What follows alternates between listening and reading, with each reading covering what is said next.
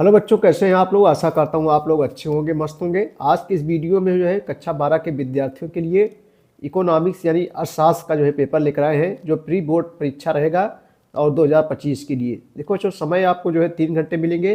पूर्णांक जो रहेगा वो 100 नंबर का रहेगा।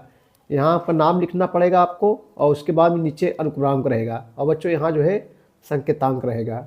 ठीक है, देखो नोट में क्या रहेगा, प्रारंभ के 15 मिनट परीक्षार्थियों को प्रश्न पत्र पढ़ने के लिए निर्धारित रहेगा। सभी प्रश्न बच्चों अनिवार्य रहेंगे। प्रत्येक प्रश्न के निर्धारित अंक उसके समुद अंकित है। इसमें बहुविकल्पी, अल्पविकल्पी, लघुत्तरी और दीर्घोत्तरी प्रश्न जो है रहेगा। और चलिए बच्चों, सबसे पहले हम लोग बहुविकल्पी प्रश्न से जो है क्वेश्चन को हल करते हैं, जो एक एक नंबर का रहेगा। चलो बच्चों, सबसे पहले बहुविकल्पी प्रश्नों क्वेश्चन को देखते हैं। पहला क्वेश्चन है, बेरोजगारी संबंधित मुद्दों का अध्ययन किया जाता है। व्यस्त स्तर पर, समष्टि स्तर पर, व्यस्त के साथ साथ समष्टि स्तर पर इनमें से कोई नहीं। बेरोजगारी से संबंधित मुद्दों का जो है अध्ययन किया जाता है। सही जवाब बच्चों जो है बा हो जाएगा, समष्टि स्तर पर। सही जवाब यहाँ जो है बा हो जाएगा। ठीक है, दूसरा क्वेश्चन है कि विलासिता की वस्तुओं की मांग की कीमत लोच होती है। विलासिता की वस्तुओं की मांग की कीमत बच्चों लोच होती है। इकाई से अधिक, इकाई से कम, अनंत, शून्य। तो दो का सही जवाब बच्चों जो है दो हो जाएगा, दा हो जाएगा, अनंत हो जाएगा। यानी विलासिता की वस्तुओं की मांग की कीमत लोच से होती है, अनंत होती है। जब उत्पादन शून्य होता है तो कुल लागत होगी। जब उत्पादन जो है शून्य होता है तो बच्चों जो है कुल लागत होगी। इसमें बताना है आपका। सही जवाब तीसरा का क्या हो जाएगा, तो बच्चों बा हो जाएगा, स्थिर लागत के बराबर। जब उत्पादन शून्य होता है तो कुल लागत जो है स्थिर लागत के बराबर जो है होगी। अगला क्वेश्चन है, चौथा क्वेश्चन है, पूर्ण प्रतियोगिता के अंतर्गत किसी फर्म की सीमांत आगम जो है होती है। फर्म माने होता है बच्चों कंपनी। तो पूर्ण प्रतियोगिता के अंतर्गत किसी फर्म की जो है सीमांत आगम क्या होती है, आपको बताना है। 4 ऑप्शन दिए गए हैं। सही जवाब बच्चों जो है क्या हो जाएगा, औसत लागत आगम से अधिक। सही जवाब जो है आ हो जाएगा। उपभोक्ताओं की संख्या में जो है कमी होने का कारण है। उपभोक्ताओं की जो है संख्या में कमी होने का जो है कारण क्या है, आपको बताना है। तो 5 का सही जवाब जो है बा हो जाएगा, संतुलन कीमत जो है घट जाती है। उपभोक्ताओं की संख्या में कमी होने के कारण जो है संतुलन कीमत क्या हो जाती है, घट जाती है। अगला क्वेश्चन है, बचत प्रवृत्ति का जो है अर्थ है। बचत जो है प्रवृत्ति का अर्थ क्या है, तो बच्चों 6 का आ हो जाएगा, बचत तथा आय का अनुपात। बचत प्रवृत्ति का जो है अर्थ होता है बचत तथा आय का अनुपात। अगला क्वेश्चन है, एक राष्ट्र एक कर एक बाजार से संबंधित अप्रत्यक्ष कर जो है कौन है। एक राष्ट्र एक कर एक बाजार से संबंधित जो है अप्रत्यक्ष कर आपको बताना है। तो सही है बच्चों क्या हो जाएगा यहाँ पर, 7 का आप लोग जानते भी होंगे। 7 का जो है बा हो जाएगा, जीएसटी यानी goods service tax. Goods and service tax यानी वस्तु एवं सेवा कर। एक राष्ट्र एक कर एक बाजार से संबंधित अप्रत्यक्ष। अप्रत्यक्ष को इंग्लिश में क्या कहते हैं बच्चों, इनडायरेक्ट कहते हैं, इनडायरेक्ट कर। तो ये हो जाएगा जीएसटी। निम्नलिखित में से एक टिकाऊ उपभोक्ता वस्तु नहीं है। निम्नलिखित में से एक टिकाऊ उपभोक्ता वस्तु नहीं है। तो 8 का सही जब क्या हो जाएगा, यहाँ पर दा हो जाएगा, जो है भोजन हो जाएगा। मुद्रा का अति आवश्यक गुण है। मुद्रा का जो है अति आवश्यक गुण क्या है, तो सामान्य स्वीकार्यता होना। सही जवाब जो है बा हो जाएगा। यदि सीमांत बचत प्रवृत्ति घटती है तो गुणक का जो है मूल्य बढ़ेगा, घटेगा, स्थिर रहेगा, इतना घटेगा जितना एमएफिस रहेगा। तो 10 का सही है बच्चों क्या हो जाएगा, आ हो जाएगा, बढ़ेगा। यदि सीमांत बचत प्रवृत्ति घटती है तो गुणक का मूल्य बढ़ेगा। चलो अब हम लोग अतिलघुत्तरी प्रश्नों को देखेंगे, जो बच्चों 3-3 अंकों का जो है रहेगा। आप लोग देखते चलिए, ये अतिलघुत्तरी प्रश्न है जो 3-3 अंकों का रहेगा। बाजार की एक बच्चों परिभाषा दीजिए। आइए इसका उत्तर हम लोग देख लेते हैं। बाजार की एक परिभाषा दीजिए। बाजार की एक जो है परिभाषा दीजिए। आइए इसका उत्तर देखेंगे। देखो, सिजविक के अनुसार बच्चों बाजार मनुष्यों का एक ऐसा समूह है जिसमें इस प्रकार के वाणिज्य संबंध स्थापित हो कि जो है प्रत्येक को जो है सुगमता पूर्वक यह पता चल जाएगी अन्य व्यक्ति समय समय पर कुछ वस्तुओं और सेवाओं का जो है विनिमय किन कीमतों पर करते हैं। विनिमय माने होता है बच्चों अदला बदली होता है। ठीक है, तो ये बाजार की जो है परिभाषा हो गई। बाजार की एक परिभाषा दी। इसका दूसरा क्वेश्चन है, स्वायत्त निवेश से आप क्या समझते हैं। दूसरा क्वेश्चन 12 नंबर क्वेश्चन है, ये भी 3 नंबर का है। स्वायत्त निवेश से आप जो है क्या समझते हैं? स्वायत्त निवेश से आप क्या समझते हैं? बताइए, इसको तब हम देखेंगे बच्चों। देखो, स्वायत्त यानी स्वतंत्र निवेश से आशय ऐसे निवेश से है जो आय में कमी और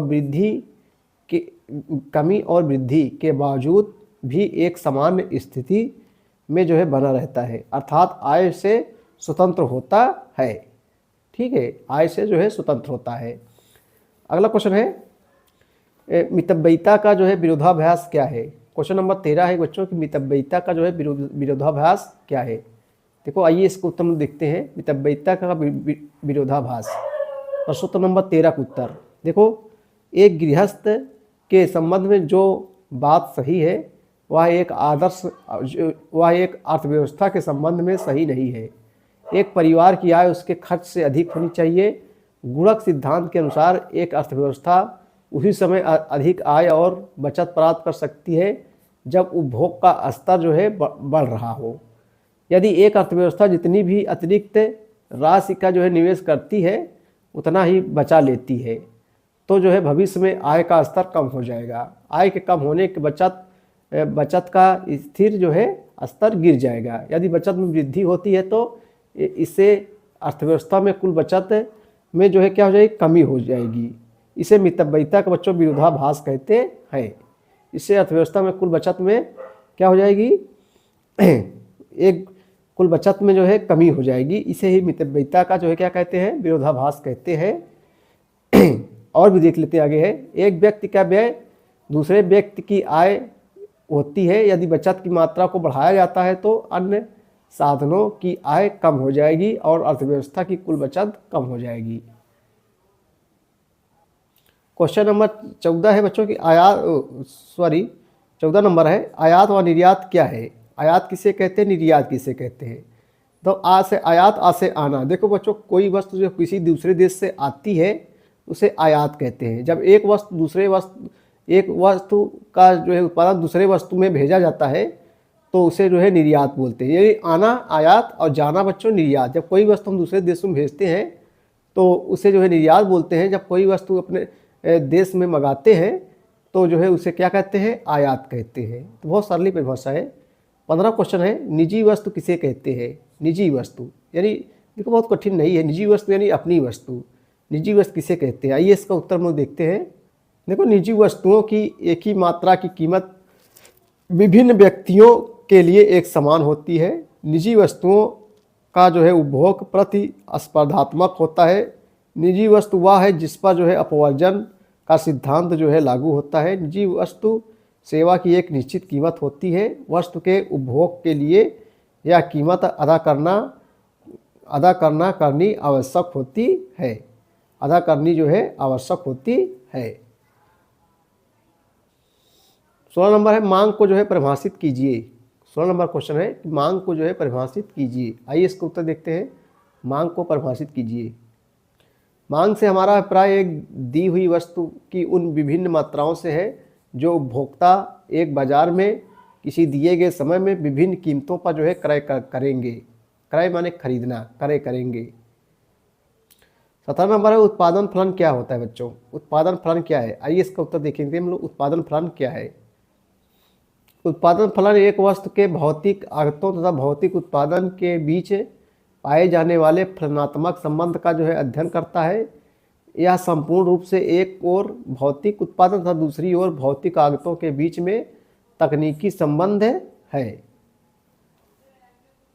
क्वेश्चन नंबर 18 है बच्चों, पत्र मुद्रा के दोष बताइए। पत्र मुद्रा के 2 दोष बताना है।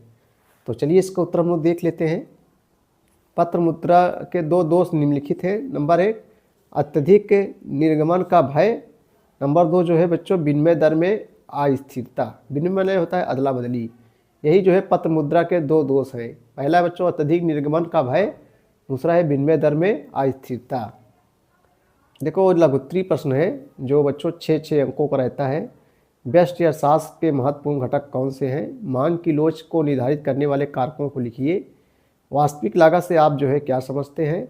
समष्टिपरक आर्थिक विश्लेषण का महत्व बताइए। मुद्रा के मूल्य संचय भंडार कार्य का महत्व समझाइए। सरकारी बजट में राजस्व प्राप्तियाँ क्या है? उसके बाद दीर्घ उत्तरीय प्रश्न है जो 10 अंकों का रहता है। आदर्शात्मक अर्थशास्त्र से आप जो है क्या समझते हैं? वास्तविक एवं आदर्शात्मक अर्थशास्त्र में अंतर स्पष्ट कीजिए। 10 अंकों का है। जहाँ अथवा लग जाए बच्चों, दो में से एक ही करना है। अथवा उत्पादन लागत से आप क्या समझते हैं?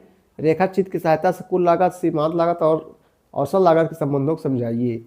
26 नंबर समष्टि अर्थशास्त्र क्या है बच्चों? समष्टि अर्थशास्त्र की विषय वस्तु की विवेचना कीजिए। 10 नंबर का है।